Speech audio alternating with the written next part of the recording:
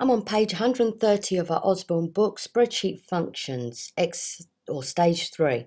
We need to continue with T4 exercise 1 to be able to complete the exercises. We're going to use ranges, conditional formatting and absolute addressing for this exercise. First thing we want to do is enter a row above total. So I'm going to click on number 15, row 15, right click, insert. In A15 I'm going to type special bonds. In B15, I'm going to type 1000. In C15, I'm going to type 1120. Now, when I press tab, I want to check that D15, E15 and F15 have updated with the formulas automatically, which it has. If it hadn't, I'd have to either type the formulas in manually by looking at the one above, or I could replicate down by clicking on the cell, going to the square and left clicking hold, dragging down.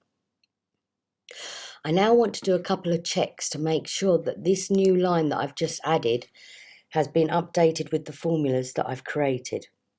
So in B16, I'm going to double click and make sure that it's incorporated that new row, which it has. I'm going to do the same to the C16, and again it has. We also use B3, where we use the range from E8 to E15, but if I click here, you'll see that it's only done it up to E14. That's because it's not next to the range of the data, and the computer's not understanding that I've added a new line. So I could either type E15 here, or I could extend the range down. When I'm done, press enter.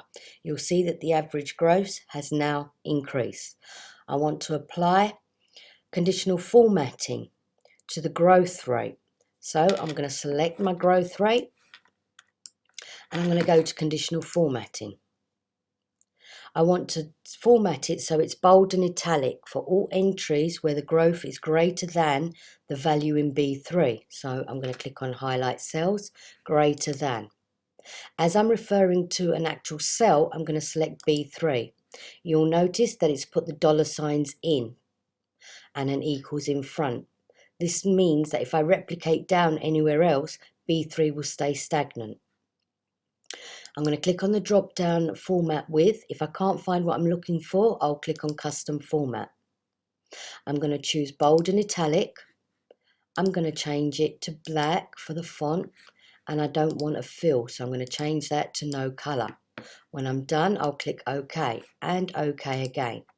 And I'm looking for anything greater than 6.649. So the computer has already identified that for me. In G5, I want to enter maximum.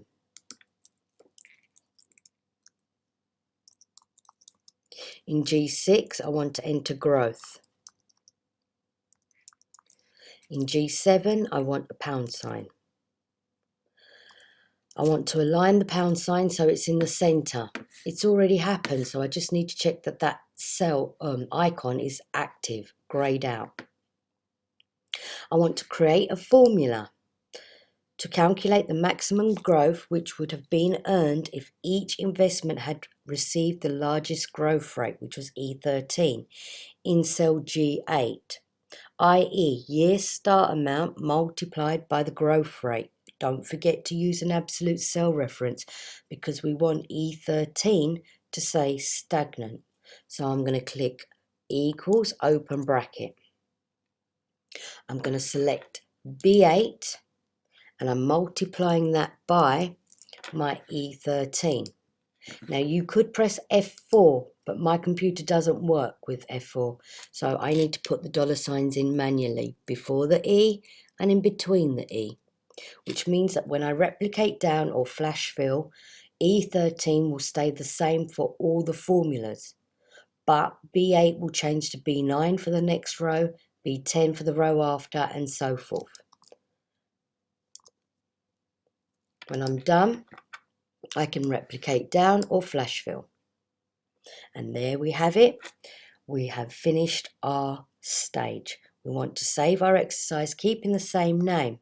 But it would be a good idea to have a look at the formulas. So to look at formulas, you go to Formulas, and show formulas. If my page is too big, I can reduce the size by clicking on the triangle and double clicking on the line. Take a second, look at the formulas to make sure you become more familiar with it. When you're happy, always take the formulas off. Adjust the size of your page accordingly so all data is fully visible, and then save your worksheet. And stage 3 is now complete.